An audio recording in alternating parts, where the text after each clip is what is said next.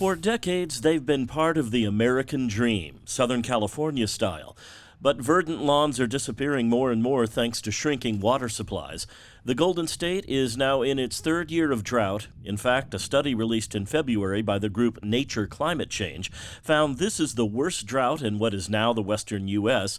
in 1,200 years. So it's important we all do what we can to conserve water. But does that mean yanking out your lawn? Not necessarily. We can reduce irrigation use on almost any property by 50 to 70% with proper irrigation tools. The owner of Greenway Irrigation Lawn and Landscape, Scott Lawn, yes, that's his real name, has helped customer recognition. Lawn says if you really want to keep your lawn, you can use a lot less water keeping it green by using these MPR stream rotors and good old drip irrigation.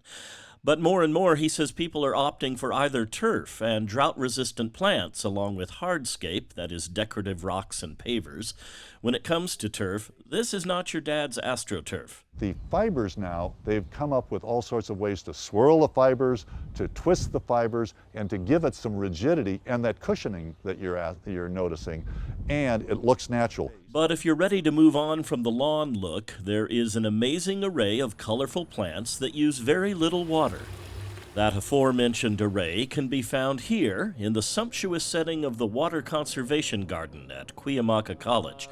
This is where we met Efren Lopez, a water resources specialist with the San Diego County Water Authority. San Diegans have done a great part in continuing with water use efficiency, but there's always more we can do. Amidst the winding trails of this nearly 5-acre garden, we talked to Lopez about incentives to get more water-wise. We have some of the highest rebates in California to take out your turf grass, to replace an irrigation controller, to replace your washing machine. We have some of the best rebates in the state.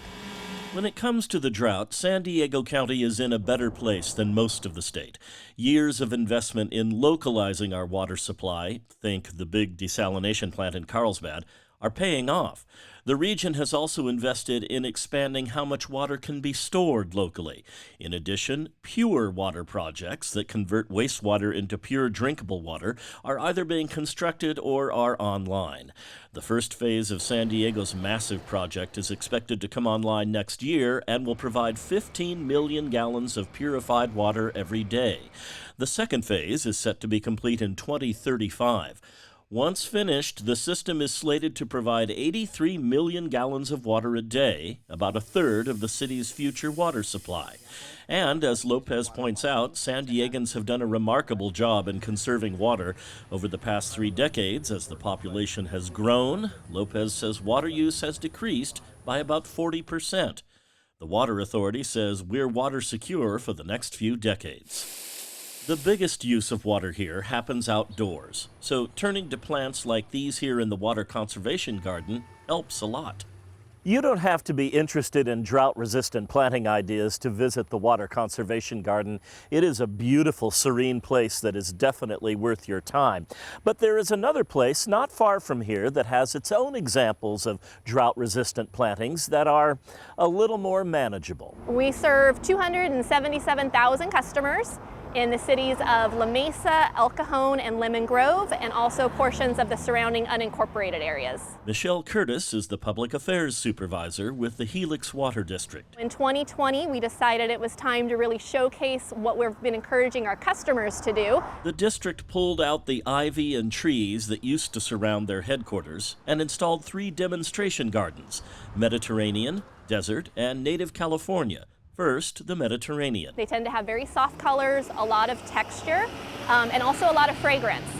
So it's a nice sensory experience. Okay, Michelle, tell me about this garden. So on this side of our building, we have our desert landscape, more cactus and succulent based than you saw on the Mediterranean side. Last but not least, the California Native Garden. So you'll see we have some Cleveland sage, we have some different types of flax lilies, but it's really very textural. So if you're out here, especially if the wind's blowing, you'll see all the grasses blowing in the wind. But this is also going to be our lowest water use garden. The lowest water use garden. That's because these are plants that were around in California before green lawns and palm trees, plants that developed to survive in an arid climate, plants that carry a message for how we can all adapt in our day and age as water becomes more precious by the day. John Carroll, KPBS News. I'm John Carroll, General Assignment Reporter at KPBS. I've been covering San Diego news for more than 14 years now.